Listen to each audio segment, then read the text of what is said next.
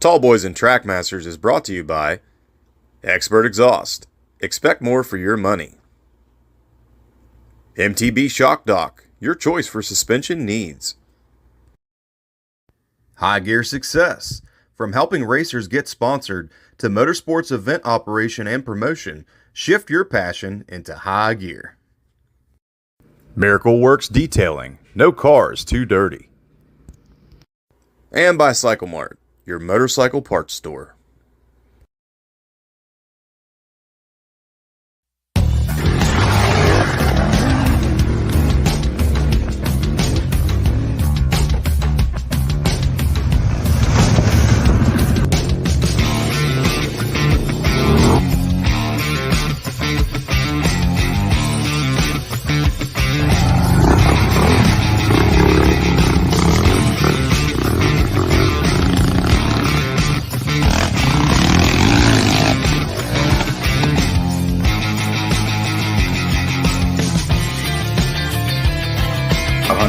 So I need to switch up to some light here. Truly is a tale as old as time. Whatever gets you to look for.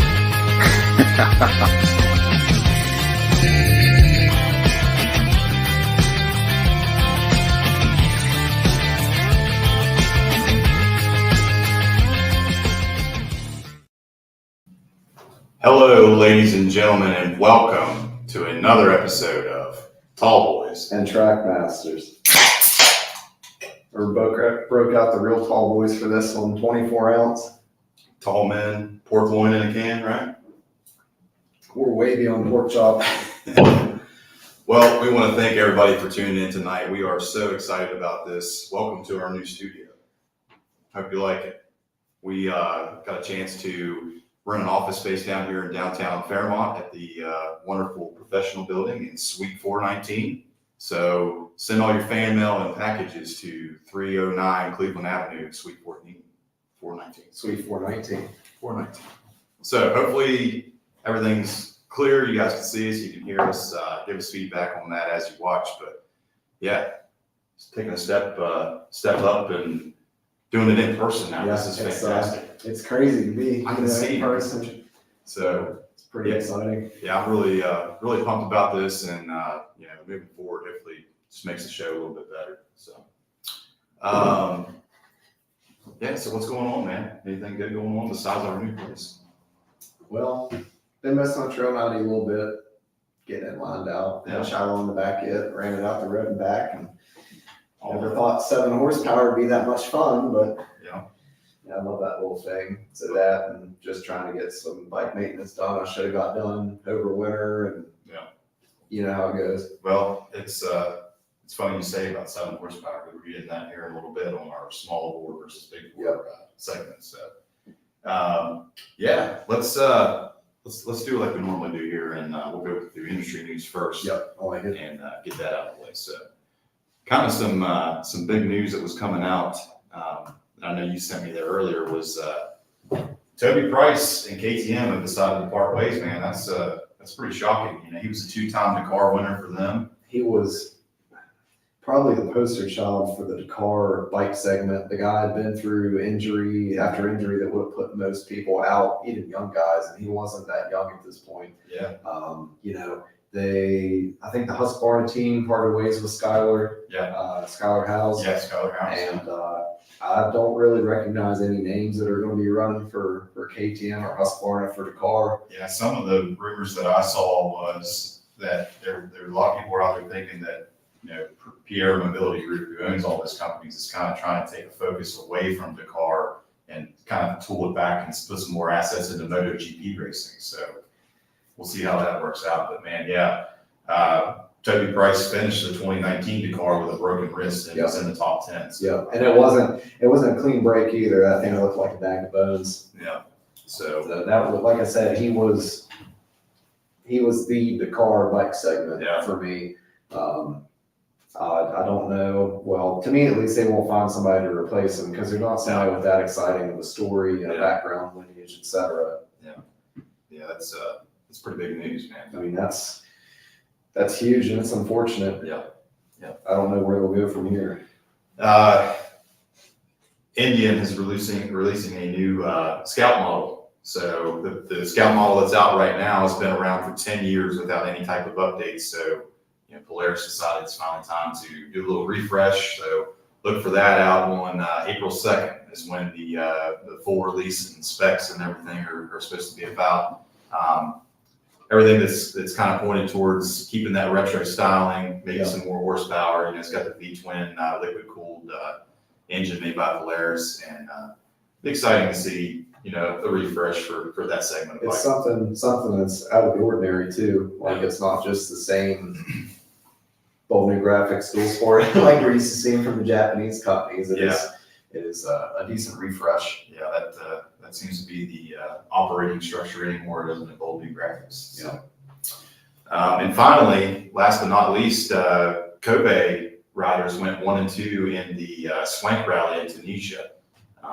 So I can't remember the one guy's name, but he raced a Kobe in the Dakar Rally, and actually they said he brought it home, changed the oil in it, changed the rear wheel bearings, and raced it in the Swank like 2 weeks later. So that's pretty impressive. It's impressive. We'll see. Absolutely. See how the CEO stepping down affects their situation. But I mean, we've already touched on that industry news wise, but that was a huge event because that guy had heart and soul behind what he was trying to do. It wasn't like this investment conglomerate that owns KTM. It was a guy who was actually in the trenches, wanting these bikes to work, wanting success, and trying to push the design and development forward. So I don't think Kobe had enough of a reputation yet to try to coast on by any means. So we'll see where it goes from here. Yep, continue to get some good publicity. So we'll see how that goes.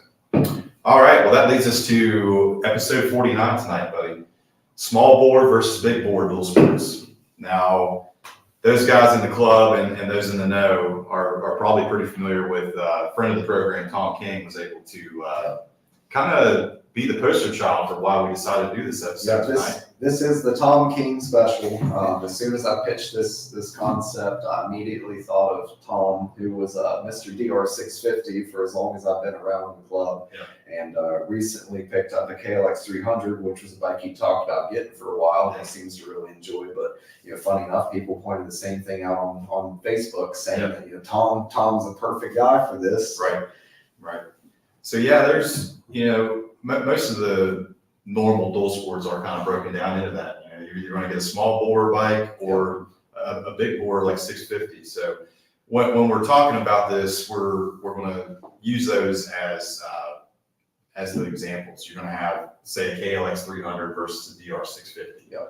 And we'll just kind of go down the list with pros and cons of each of those and how they suit everybody's different needs in the segment. So let's start out with the small bore bikes.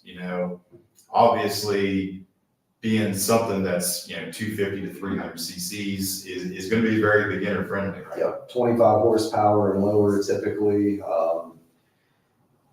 Speaking from experience, I started out on first it was Yamaha TW200 and I outgrew that quickly. Still have it, still enjoy it, but wanted more. Went from that to my Kawasaki 250, did the same thing with that.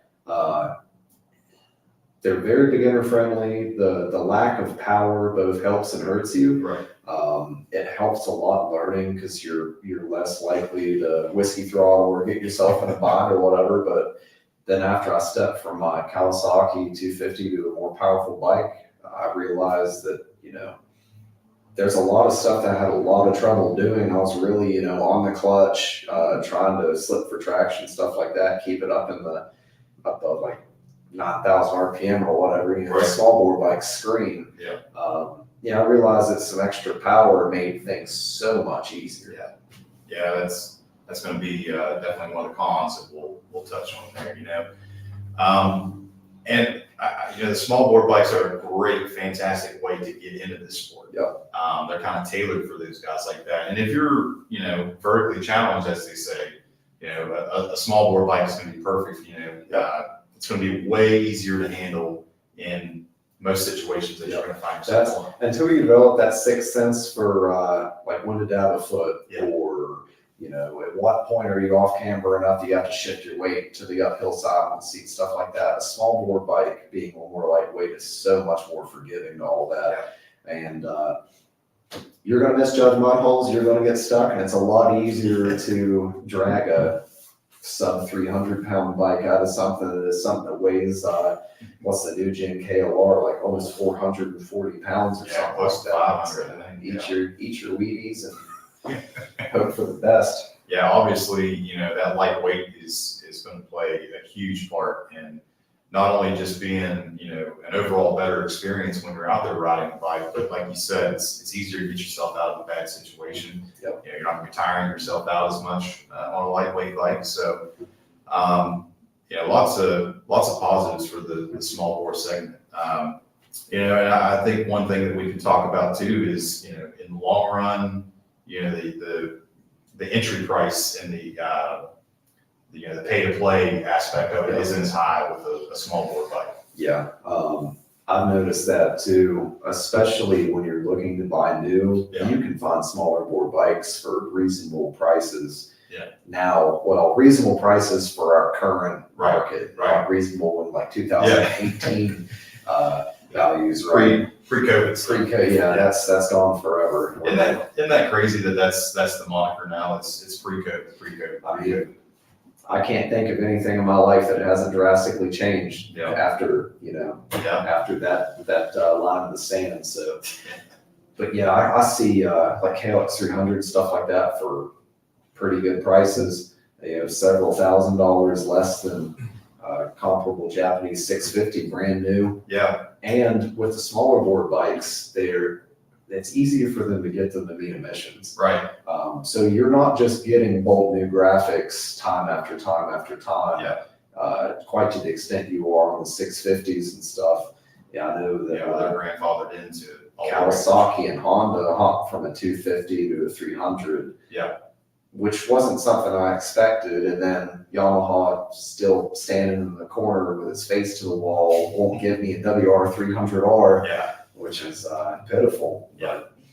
But yeah, you do get some better tech and stuff like that. I know they're moving towards like LCD dashes and stuff like that. More creature comforts. Yeah. Unfortunately, I'm not a big ABS guy unless it's permanently switchable. Yeah. But you really can't get away from it. They have to have it on there to meet European standards, and it'll be a DOT standard within a couple of years, and it'll be unavoidable. But would you say to just from looking around and in your experience that like with a small board bike, people get into the sport easier, and then they tend to outgrow that bike quickly. So even on the used market, there's very well set up examples for guys that can get into it even cheaper. Like. You don't have to go to the dealership and buy a $6,000-$7,000 300. You can buy a used one for $4,000 or $5,000. That's it's got the seat concept seat, the oversized tank, all of the stuff that you're probably going to end up putting on it anyway. Yep. And I've seen a lot of those examples on marketplaces. That's a dime a dozen. Yeah. It seems like every time I hop on there, there's a CRF 300L fully kitted out, more stuff than I could ever imagine that you could bolt onto one. Somebody's selling for less than the price of one new, and it's got like 300 miles on it. My Kawasaki, when I got it, was, I think what had happened, somebody laid it down and decided it wasn't for them. Had to layer down. It had some dents in the exhaust, some scuffed plastics, the throttle tube was busted. Oh, yeah. But I paid like $4,000 for it, and only had a couple hundred miles on it. It was a great bike. Still have it. Still love it for what it is. Yeah. But the downside of small bore bikes is you will, if you get more serious in your riding, like I did, you witnessed that. You will want more power. You will want a bike that's better for what you want to do. Yeah. That's also what makes small bore bikes great. Is there's no shortage of them on the secondhand market, because people are always wanting to step out to something different. Yeah. Would you say to, maybe we can kind of transition into the cons here just a little bit? Yeah.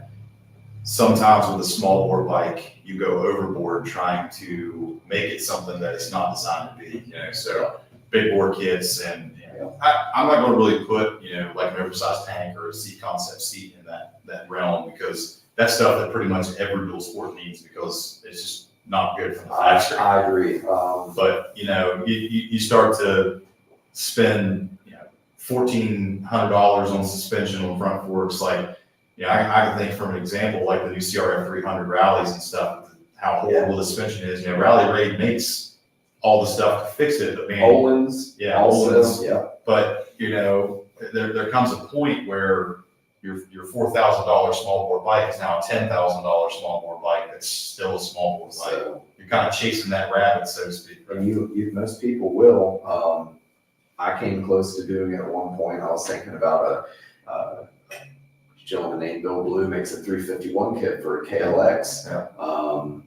For carbureted bikes, it seems they're fantastic. Put a Mikuni pumper carb on that thing and away you go. But the amount of work you have to do to get the fuel injection to work with something like that is going to be a headache. You can put a huge amount of money into these things, and I see it, on Marketplace. I see it on YouTube.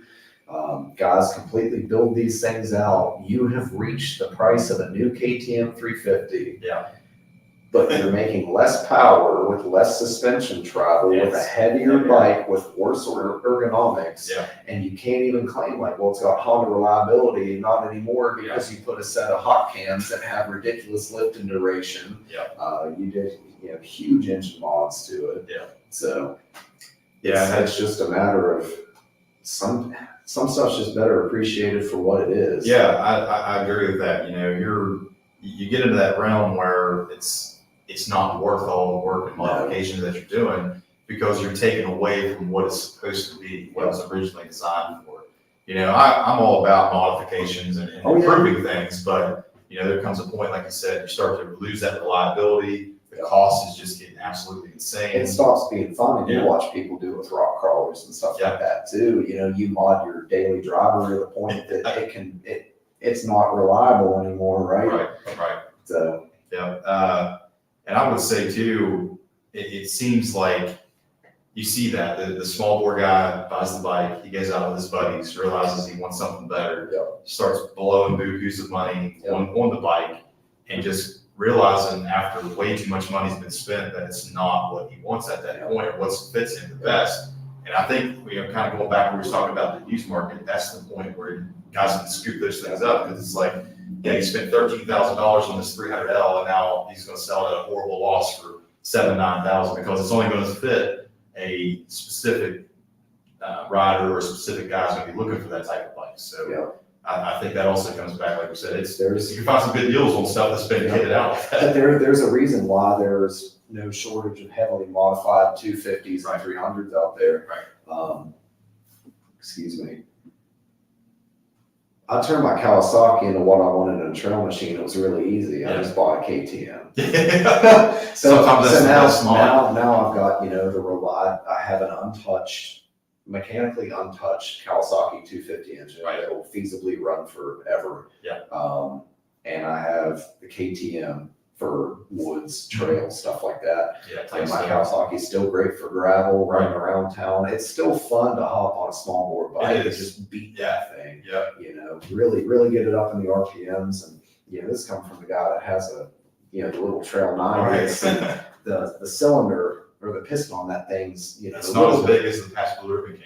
No, it's not even bigger on the bottom. It's a 50 millimeter piston. And and that's another thing. Like the fun factor, I think we could add that as a pro. The the fun factor is off the charts. When you have something that's, you got to bring the neck of it to get it to perform how you want. I know just from experience. So, back in my racing days, I was racing 252 strokes, had a KX 250 with a big bore kit on it. I was power. So went to race Powerline Park down in St. Clairsville, and I actually blew the KX 250 up like the week before the race. And I had my old YZ 125 that we were trying to sell at the time, and I really wanted to race. So I was like, this isn't going to be very fun, but I want to race. So I'll just get out there. It's going to be a horrible time. I'm not going to enjoy this at all. And I'm telling you what, getting out there on that front row in the morning class with that YZ 125 and just letting that thing scream as high as it would go. Yeah. It's one of the funnest experiences I've had racing, man. So there's something to be said for having fun and having some type of adventure on something that's, a little underpowered. Oh, I'm gearing up. I'm gearing up to go do some moto camping on Trail 90 at some point. So I'm excited for that. But like I said, it comes back to appreciating something for what it is. Right. I think a lot of people will be better off to just either sell it and buy something better before you go down this long road of thousands and thousands of dollars to end up with something that's in a lot of ways not as good as what you could have just outright bought. Yeah. And I would say too that there's some great options out there right now in the small bore market, and Tom's a perfect example. Like for my money, if I was going to go that route, I think it would be a KLX 300 just because of the suspension. This goes out to anybody that's thinking about a CRF 300L. It's the same suspension as the 250L for the most part. So my buddy Arthur had a CRF 250L. I had a KLX 300 or KLX 250. I'm sorry. Night and day difference, stock for stock suspension. The KLX has tunable front and rear suspension. Front is compression, damping adjustable, rear is compression and rebound. And of course you get spring adjustment and all that stuff. Right. But for the amount of money that Kawasaki wants over the Honda, I don't really understand why people insist on going with a bike that there's only a spring in one of the fork legs. Right. Cost, right? We replaced the fork seals on the AJs, and I was shocked. I was like, they forget the factory? Or, the guys in Thailand forgot that one. Did you get a Friday bike? Yeah. If you want to have to turn around and buy Rally Raider Olin suspension to get it, I mean, the Rally Raider Olins will be better than what's on the Kawasaki, but how much better? And would you have bought it if you just started out with suspension? Right. It was better. You're crossing that fine line. I would say if it come down to it, you're just starting out, you want to get into this, and you come across a CRF 300 or 300 Rally, maybe it's already had a bunch of mods done to the suspension and stuff, and you can get it for $4,000 compared to going and buying a new KLX. That's not a bad option, really not. Especially if it's got the seat concepts. Right. Because it goes a little bit beyond cost for a seat concepts, because unless you're loaded, you're not going to be buying the $350 seat pan kit, everything. Right. But in order to do it yourself, you really need a pneumatic stapler. Yeah. You need a can of 3M Super 77 adhesive that's, that size. I've upholstered like 10 seats, and I'm still on my original can. Also, kind of plug in, if anybody needs a seat concept seat upholstered, I've done several of them. I can send you some pictures. We can work something out, and I can do it for you if you don't have access to the compressor and We've got rent to pay now, so send your seats to us and whatnot. So I'd be glad to work something out. But there's just a lot of stuff that if you can buy a bike that's already set up for what you want to do. So like skid plate, handguards, seat, bigger tank. Great. You can hit the ground running, spend less time wrenching and more time riding. And I think that's a big pitfall a lot of these guys that heavily modified bikes end up in. Same thing, guys with Jeeps, trucks, etc. You spend more time working on it than you do actually going out and enjoying it. And that's a big reason that I just went and got, my KTM 350 that's intended to, be that woods machine. Instead of taking something that I'm already, I've already missed the starting gun on weight and power and all that. It's really hard to shave much weight off of some of these bikes Right, now. it is. People take a charcoal canister and an overflow bottle off and think that it's going to be the 245 pound KTM 500 or whatever. It's like, no. CRF 250L weighed about as much as a DRZ 400. Right. It was within 5 pounds. With half the horsepower. Yeah, with half the horsepower and, you know, worse suspension. So Yeah. I don't know if Honda found a way to fill frame rails with lead. If that was their approach to it, but man, those bikes were heavy for what they were. Yeah, I think, you know, we can kind of segue two of these cons. We've kind of touched on it a little bit already, but, you know, obviously the elephant in the room with the small bore bike is lack of horsepower. Yeah. You know, you talk about getting yourself, you know, it's nice to be able to get out of situations, but you may also find yourself where you need that more horsepower and you don't have it there. And, you know, not to mention highway commuting. Yep. I mean, and being, you know, as we can see on our little board over there, being higher strung. You know, you're revving the hell out of that thing. It's going to have a lot more engine wear than a big bore bike. Yep. Trying to keep up with your buddies on 650s. Yep. If engine wear is a result of, you know, your stroke multiplied out by revolutions per minute, something that's screaming out at 10,000 RPM to make 20 horsepower is going to wear out faster than something that's lugging along at 4,000 to make 30 horsepower. Right. That's just a fact of life. But there's guys with WR 250Rs out there at 30,000 miles, Yeah. which on a 250 Screamer is. Right. That's You a know, lot. That is a That's a lot. testament. That is a testament to the build quality. Yeah, and you know, it's so we've touched on this before too, man. It's so unfortunate that Yamaha decided to I hate do it. the WR. I hate it. I brought it up in countless podcasts, but man, it really bothers me because I wanted a WR 250R when I was looking for my KLX, and I couldn't find one that was reasonable. And then they discontinued them in 2020. The only person I know that has one locally is Joey's dad. Yeah.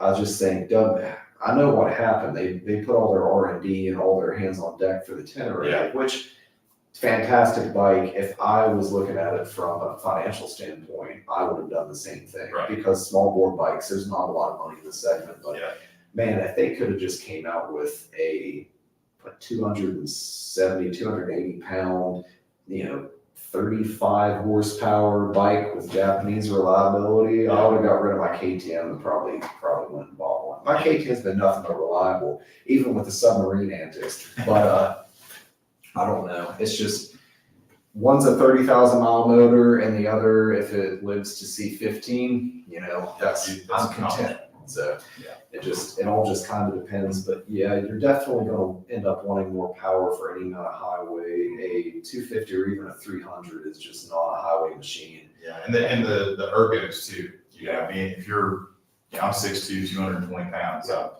I'm gonna look like a monkey screwing a football on a 300 or 250. So, you know, it might be fun for a while, but then when your knees are up into your elbows or in your ears. You wait till you see me do a buzz ball on that trail line. It's like my knees are touching my ears. I'm excited to see that. I love that thing. But the problem that I came up or experienced was I could gear it for trail where I could make the most use of the available torque. I'd drop tooth on the front sprocket, raise one on the rear, whatever. I knew it was going to happen, but to do 55, that thing is now really singing. Yeah. But going the other direction, now you can't lug these small bore bikes.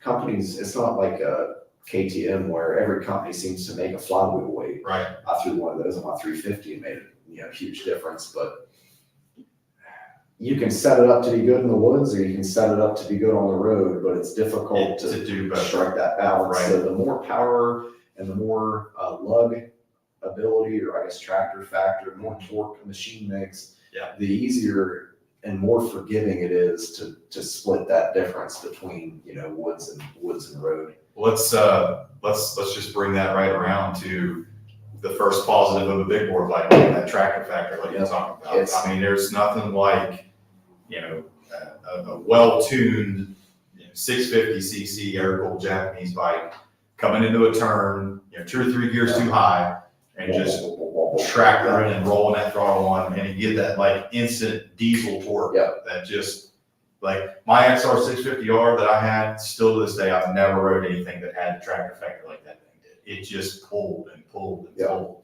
and it is so satisfying. Yeah, I took Tom King's bike for a spin, and that was when I still had my Kawasaki, my 250. So it was an awakening, Right. you know, Yeah. something that you had to really rev out to get it to move. In the case of the Kawasaki, and then going to a DR650 and all that, just effortless torque. I mean, it's crazy. It's almost like a stump puller, you know. Yeah. But yeah, that's definitely the biggest advantage of big bore bikes. Less stressed, like the opposite of Less stressed. Yeah.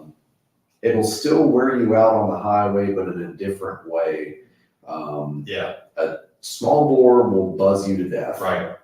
It's just, even if it's counterbalanced, that thing will still buzz you to death. I think that's something that doesn't get talked a lot about as far as fatigue when you're out riding is how much a motorcycle vibrates. Well, you just feel it through your whole body. My KTM is there's just no, I don't have rubber bar mounts. Right. I don't have any foot. Everything is solid. Yeah. I mean solid. You're solid, feeling everything.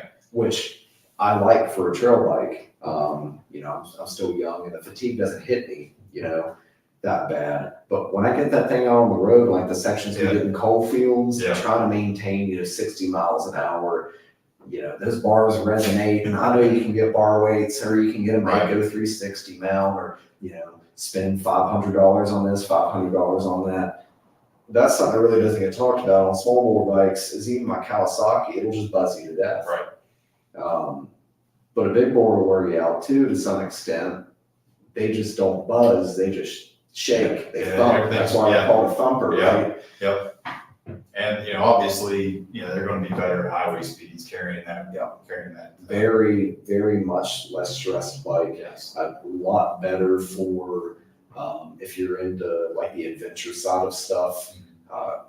What Tom uses his bike for, I really can't imagine him having gotten a better machine for what he did for that many miles. Right. But yeah, that's definitely the biggest benefit for me. And I think I look at our notes, right? We put down and everything. Yeah, what you guys can't see is we got this nice big whiteboard across from us now that we can, it's like cliff notes, we can help remember stuff. So it's pretty nice. Yeah. We talked about small bore being really beginner friendly, and it is from a standpoint of weight and accessibility. Right. But if you can get your feet under you on a big bore, you can get by with a lot worse clutch work. Right. There's sections that more forgiving. Yeah, that I used to really struggle to go through, like going over to Fort Hill on my 250 was a chore. Yeah. Right. And now that I've got my KTM that makes more power, it's a lot more forgiving. It'll lug a little bit. So you get these bigger bore bikes that it doesn't care if it's a gear high. Yeah. Versus a small bore, you have to be dead in the right gear. Right. Dead in the RPM range. You're trying to, it's almost like riding a two-stroke where you're trying to keep it up in the power band. That's a good point. Yeah. And that gets exhausting mentally. Yeah, you can definitely feel that when you're out there on the trail. Like, I know a good way to tame that big bore power is to ride it gear high. Yep. And if you can do that, you can mitigate wheel spin, you can mitigate, getting tired. But, on a small bore bike, there's such a fine line it seems on that gearing where you're either wringing its neck out, and then the next shift it's too low. You lose all your torque and momentum. So the big bore tractor factor is just something to behold. I mean, it's something that's just fantastic. They're typically bigger frame bikes in general. They fit bigger people. If you're better, you can set the ergos up a lot better for taller riders, like in your case. And let's face it, a lot of these bikes feel like they're set up for guys that are like 5'2". Yeah. Which if you're 5'2", no harm, but it seems like if you're going to put a bike on the American market, you make it fit like the average American frame and everything. But you get the bigger frame, better for two up if you're interested in that. If you're leaning towards moto camping, it is a great option. Right. You can carry significantly more luggage on a 650, even if it had the same size engine as a 250. The frames are just 30% bigger. They're way beefier.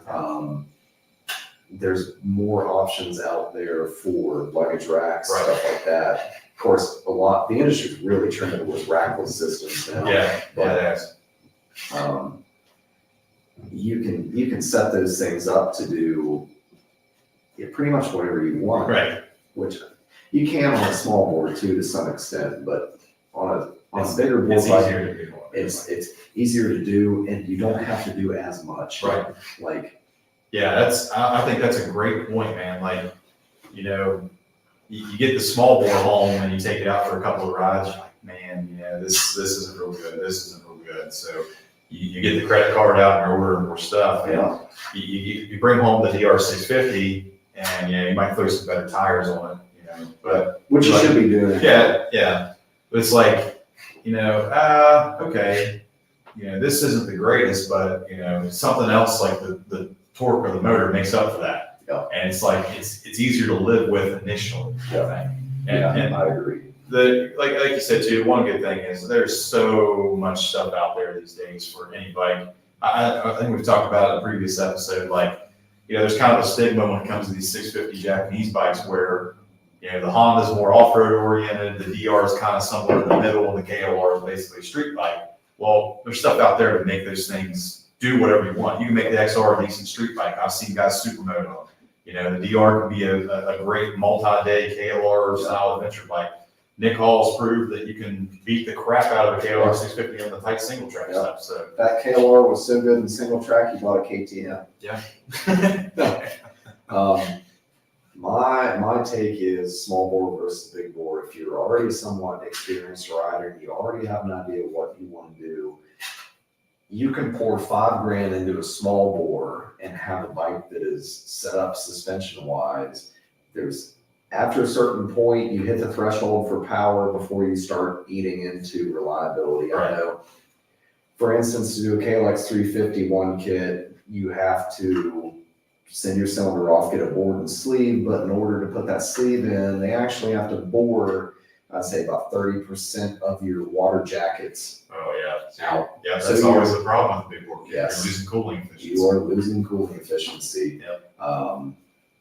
Versus you pour some money into the DR650, for instance, get the suspension tuned in and everything. You're there. Yeah. Right? It's a little heavy. Yeah. But you're like Lloyd Christmas coming in and asking, we're there. Yeah, it's just a matter of what you want to get into and what you want to do. But there's a reason why you see all these heavily modified small bore bikes for sale on marketplace. But when's the last time you saw a DR650 that had decent suspension work on it? These guys are building what they consider to be their own unicorn bikes. Right. When they get these bigger 650s and do the suspension work. I would say just, looking at the local marketplace, Craigslist, that type of thing, it's almost like a 2-to-1 ratio when you look at these used bikes for sale as a small board compared to a big board. And there's all a multitude of reasons why people sell a bike, but just from what I can see around here, you definitely see a lot more heavily modified small boards for sale versus a model grade modified big board bike. So, and that's what we're talking about. It's going to be way easier to outgrow a small board as it is a big board bike. You outgrow a small board, you grow into a big board. Right. And if you're fortunate enough to have a couple bikes, that's not an issue. Like I said, you can appreciate stuff for what it is. And, have like a reliable little run around or something like that. Yeah. But I don't want to insinuate there's a wrong bike to get started on. Right. That's not what we're getting at all. I started on TW200, still have it, still love it. There's nothing like that fat back tire, that little air-cooled 200. It's just a fun bike. Right. And my first dual sport was an XR 650. So I started the other end of the circle. Yeah. So, and then your buddy John Montosha, we went down and he had a great time on his TW200. Right. And that was something that was cool to see too, because the whole time leading up to that, he was worried that being that small of a bike that he was going to hold everybody up, and that was not the case at all. He was able to keep right up with everybody in the group. So it's different strokes for different folks, but you can do whatever you want on any of these bikes, honestly, when it comes down to it. Obviously with a big board bike though, you're the weight factor. That's you can't get away from it. You're not going to. I think the lightest Japanese 650 is the Honda? Probably the XR. Yeah, Yeah, I would the say so. XR. And it's still, dude. Yeah, when we say lightest, we mean like still like 350 plus pounds. Yeah, listen, my dad last year, I was out at their house and he was putting on some new Trackmasters on the 650. I was ready for some riding. And I remember I was inside doing something with the kids and he come out and said, "Hey, can you please help me lift this thing up on the stand?" Well, I had my 650R out there and I just go ahead and I go to grab the thing and throw it up on the bike stand like, you're getting old man, you know, you're not as strong as you used to be. I picked up on that thing. Through your Like, back. oh, Yeah. it was crazy how heavy that thing was. And like you said, it's the lightest one of the bunch. I've helped to lift a few heavier bikes off some guys over the years. Yeah. It makes me feel bad for some of these guys, you know, as Yeah. heavy as they are. Yeah. But you can't get away from the weight. I think that you know, a lot of the modern bikes, like middleweight adventure bikes, they call them middleweight, right? They're still over 400 pounds. Right.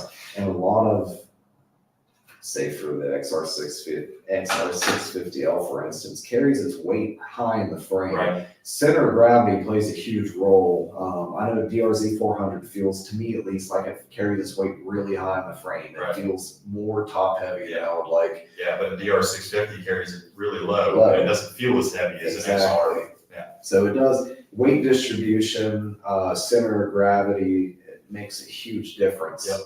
But when you get to the point that thing's laying on its side, picking up 400 pounds, picking up 400 pounds. Right. It's just, There's no getting around it. yeah, we really didn't tailor this towards, you know, the middleweight adventure bike Right. segment. Right. This is more Thumpers. Yeah, thumpers, essentially dual sport oriented, like the Japanese bikes and all that stuff that's been around for what seems like forever. Would you agree that a big bore bike is going to have more wear on your drive parts, you know, chains, sprockets, irons, that type of thing?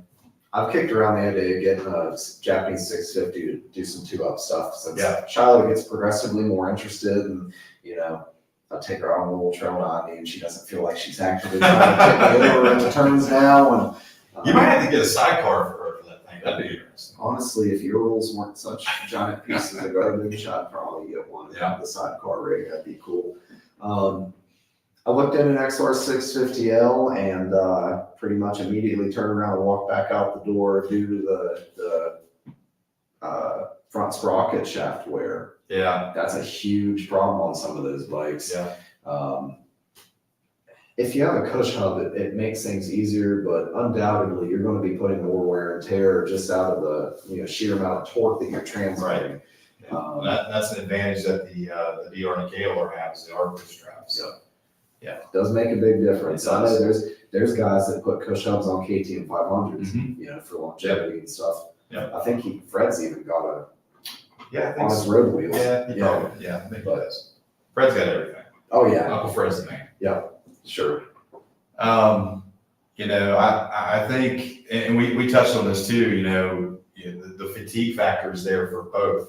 Yeah, both bikes. It's just a matter of what frequency do you want? Do you want like a high pitched, high frequency vibration, or do you want like that low but continuous rumble that shakes the bolts loose? And so, in your opinion, which one should we get?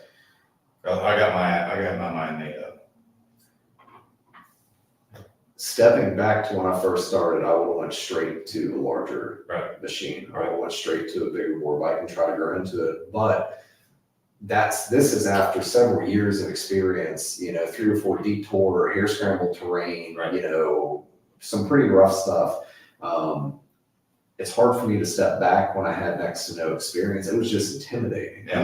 Even like I had to learn how to use a clutch and all that. So it's just, there's a lot of stuff that's just intimidating. Yeah. So if I had the ability I do now, I would have bought a big board. Right. But back then I would have still bought the small board. I would have done it pretty much the same way that I did. Yeah. So I think a lot of people, is it worse to buy a bike that's too small, outgrow it, sell it, and move on? Or is it worse to try to get into a hobby, buy something that's got too much guts? And maybe hurt yourself. Get scared, get discouraged. and then decide this isn't for you. Yeah. When in reality, it just wasn't a forgiving beginner bike. So it's. Yeah. You know what my answer is? Do like Tom King and get both. Yep. There's nothing wrong for having different tools for different jobs. No. Yeah, you're not going to use a masonry drill to Hammer something. to ham well. Yeah. Well, maybe the guys you work with. I would say, yeah, some of the guys I work with do that. Yeah. But we keep coming back to it. We did the unicorn bike episode. Guys have different bikes for different purposes. I'm not of the frame of mind to try to make one bike do everything, because it's just You can't. You're going to make so many compromises in so many areas. Listen, we've talked about this and beat this dead horse a lot. If the perfect bike was out there, everybody would have it. If the unicorn adventure dual sport bike was there, it simply doesn't exist. Yep, exactly. Have your lightweight trail bike that you're not going to pound out the miles on. Right. Yeah, you can have the super aggressive tires on it. You can have your suspension set how you want it. You can have your gearing set tall, et cetera, set short, et cetera, et cetera. Have your road / adventure bike like ride from here to Parsons type thing. It can still handle 2-track. It can still do this, still do that. Yeah. You're not going to take it around the WTF loop. Yeah. Unless you're.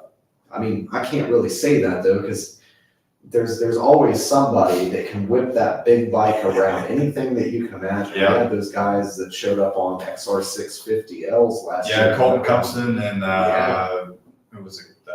Cody Ruckle and that, I think. Yeah, they did the entire every double A option and everything. Now, they're good riders. They've had a racing background and raced most of their life. So I would put an asterisk beside that. Yeah. They're the exception on exactly. I will say this, I've slightly adventurized my KTM 500. Sure. So I put put a windshield on it. I've got a little navigation tower now with, a rugged smartphone to use as a navigating thing. I've got a tank bag on it, got a tail bag on it, and I would say it's an adventure light bike, and it's still, me and Travis went up to Fort Hill and Hell's Hollow. I did all the single track stuff up there. It was fine and all that stuff. Is it better than it was on the road and stuff? Absolutely. Is it perfect? No, it's never going to be perfect. Nothing I do to that thing is going to make it to where it's a unicorn bike. But I will say, out of every bike I've owned, I've got it pretty close, and I can deal with the negative highway features, to still run the trail, because let's be honest, I'm not the guy that's out there running the highway every single day. Oh yeah, me neither. I've taken a similar approach to my KTM 350 of throwing a rear rack on it. Yeah. Pretty lightweight aluminum, but that gave me the ability to throw a dry bag on it when we went down and did coal fields. Right. I run a tank bag and just some basic luggage solutions, handlebar bags, stuff like that.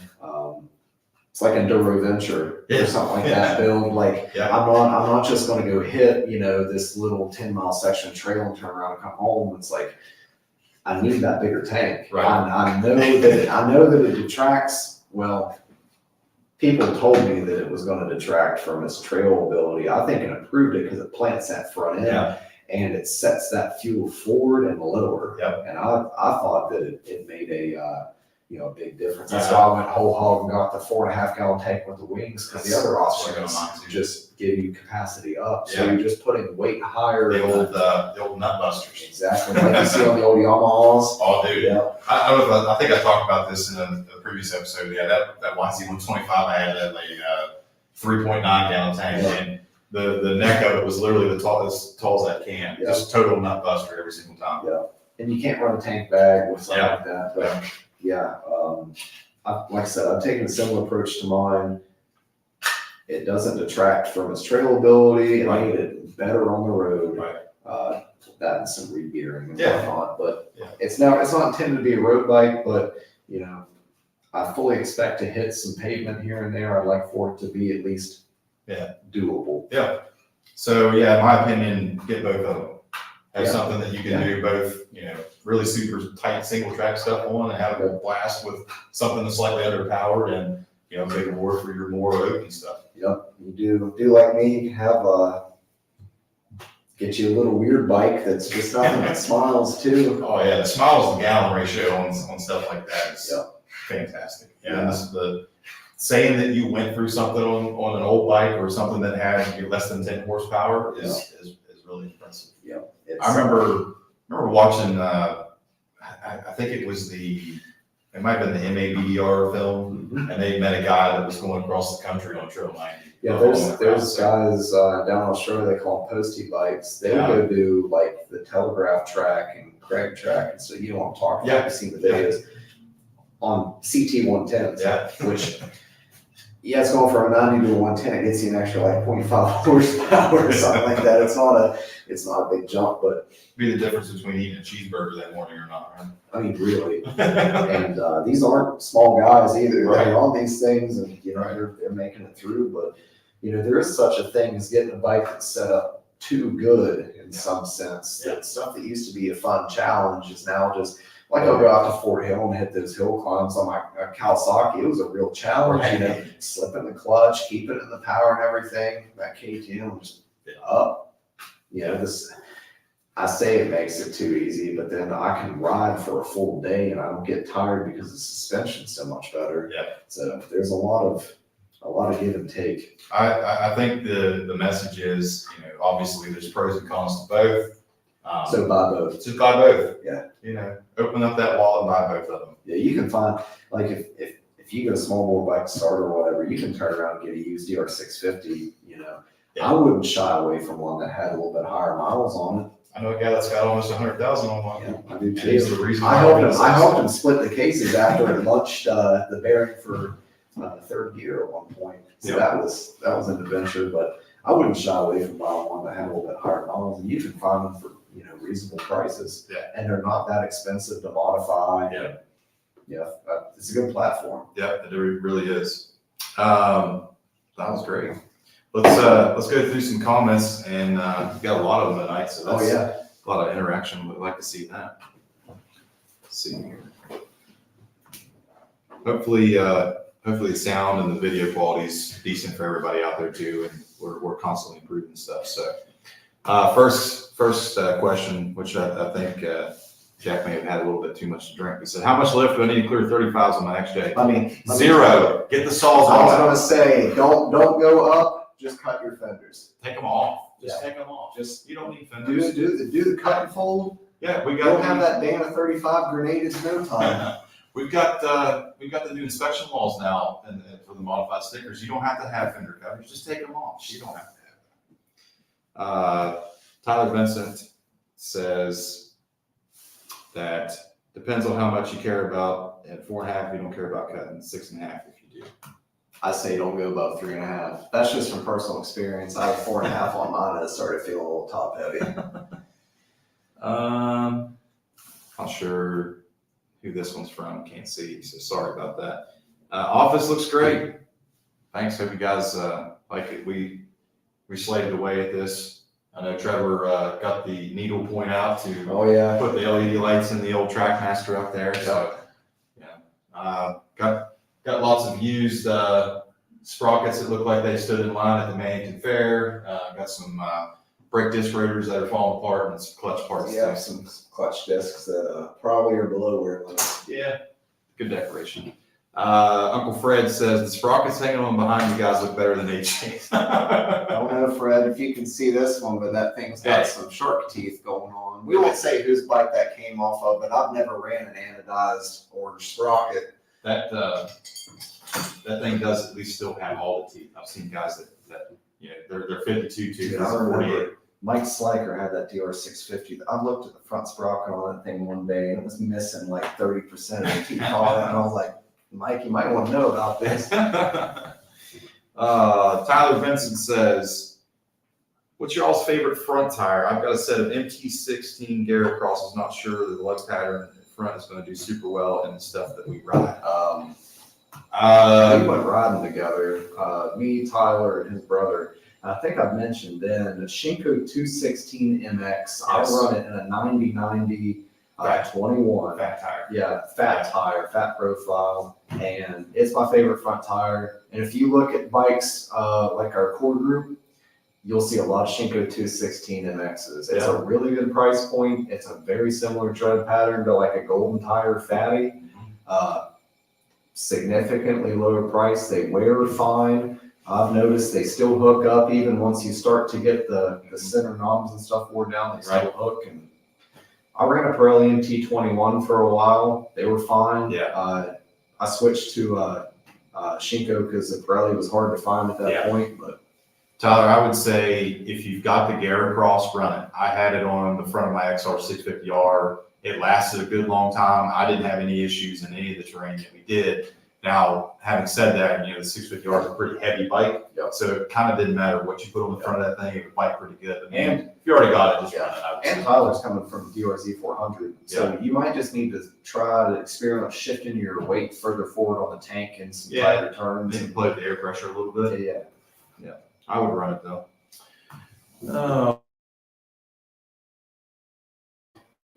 He says, why can't someone make a 350 to 500 cc with 35 to 45 horsepower and 300-pound chassis? I love my WR250R. It just sucked on the highway, especially hilly highway. 300s just don't have the ass with good suspension. Yep. I want my WR300R. We've talked about 10 array 300. I will continue. I don't even want a 10 array. I just want the WR250R with a bored out cylinder to 300 plus cc's or 330 or something like that would be ideal. He also says that straight from the Yamaha employee, from their factory, the WR250R was killed because it wouldn't meet the new emissions. That makes sense. No, they don't want to. They should have got on the phone to Honda or. Right. I mean, I don't know. It's just a shame. That was a great bike, and it sucked to see it just die. Yeah. For me, the KLX is really twitchy after riding with big comfort. Yeah. Well, that is a caveat. You're talking to two guys that went from Japanese style handling to Euro style. I thought that I needed a steering damper on my KTM for like the first 5 rides or so I did on it because I was so used to that raked out Japanese handling and everything. Right. Yeah, I went from the 650R to the KTM 500. Same experience. It was like, holy crap, this is completely different. And then got used to it. And now when I get on the Japanese bike, I'm like, what in the hell is this? How do I ride like this? Yeah. It feels like you're riding a Harley with like super raked out forks. I got on Dad's YZ250 last year in the grass track, and motor's sweet. He's got that thing mint. But yeah, it took me a long time to get back to where I could still feel like I could turn it like I do my KTM. Let's see. Surprisingly, the mileage is about the same.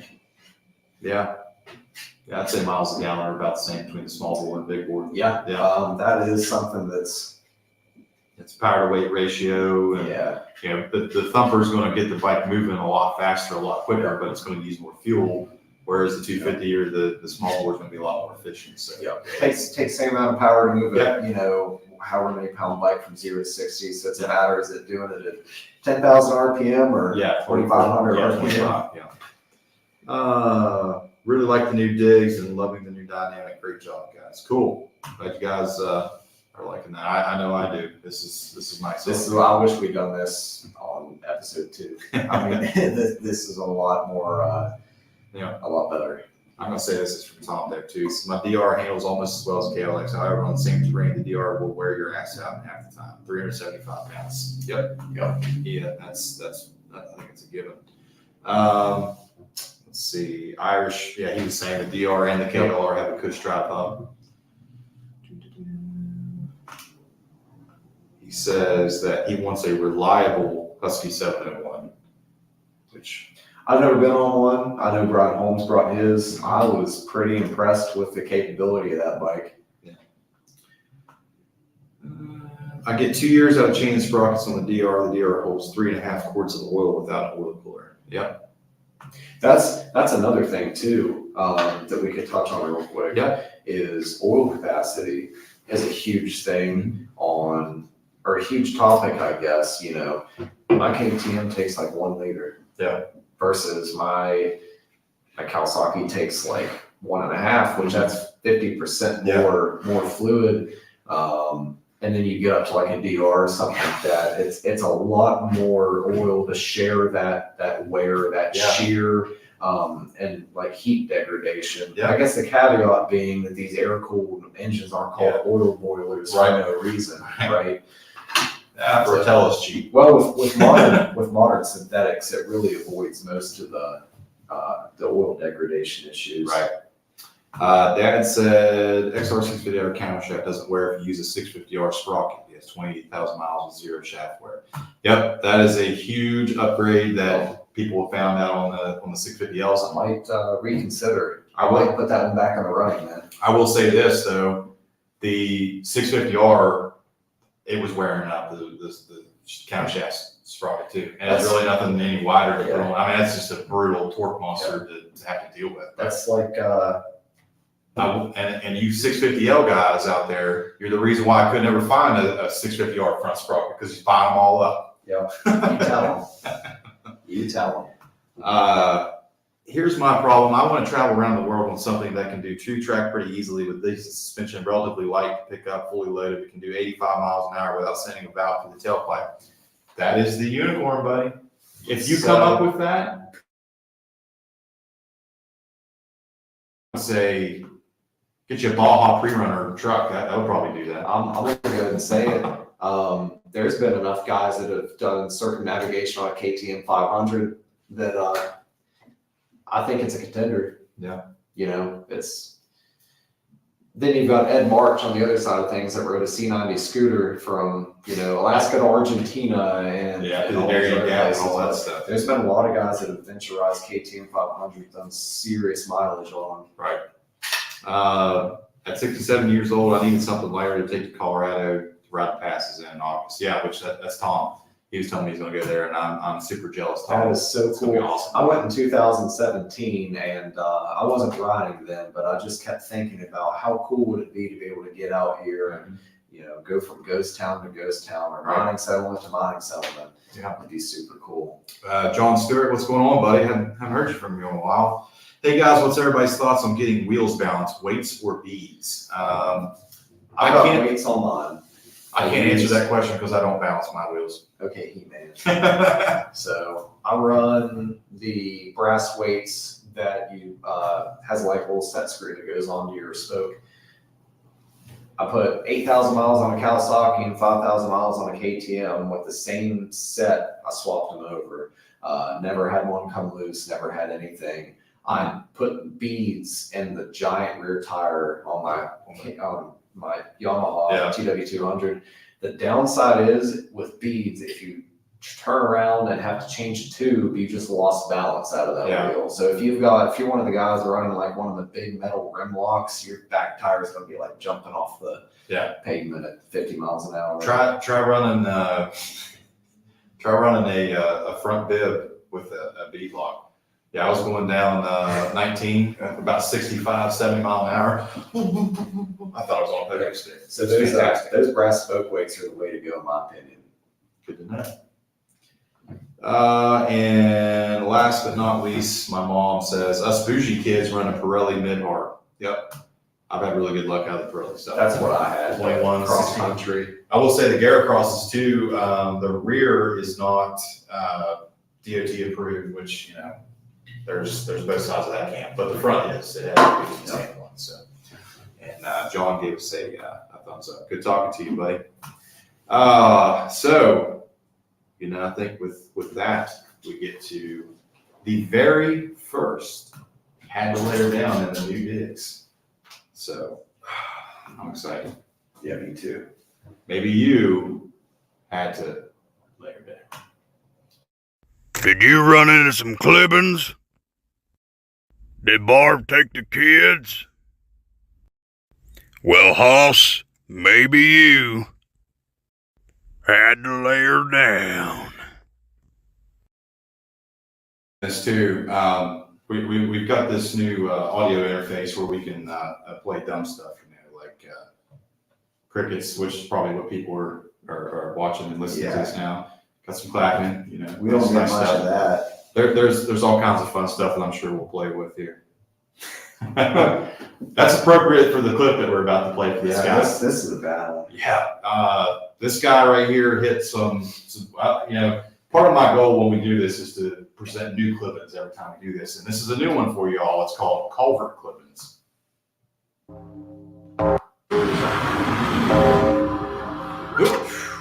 I can't. Look I at can't the even destruction, walk. dude. There's nothing left of the bike already. That is insane. I can't. I mean, there's no jokes to be made or nothing. That's absolutely terrifying. But I like to do research when I see clips like that. And the guy broke 3 vertebrae in his back, both arms, both legs, and fractured his spine. And he's still alive. But yeah, gotta watch out for the culvert clip. that's why I'm not a street guy. All right. Well, I want to thank everybody for tuning in, continuing to support us. All of our wonderful sponsors that we got. Shout out Charlie Given from Miracle Works for helping us out too, and kind of making this happen. I'm pumped with how this turned out. I'm glad that we have a space that we can do this together in person now. This is a lot more natural. I wish It we is. started doing this forever ago. So hopefully, Just continues to get better down yeah, the road. exactly. It'll be cool, I think, too, when we got some interviews coming up down the pipe. If they're able to come in studio with us too, that would be nice to be able to sit down with somebody. I really like when we were able to do that with Tom. I think that turned out great. That was ideal. Like I said, I wish we knew early on how much better chemistry created being in person and all that. So all right. Well, with that, we will catch you guys next Tuesday night. And again, thanks. And here's a tall boy to you, sir. tall man. We'll see you guys next Tuesday. Have a good one.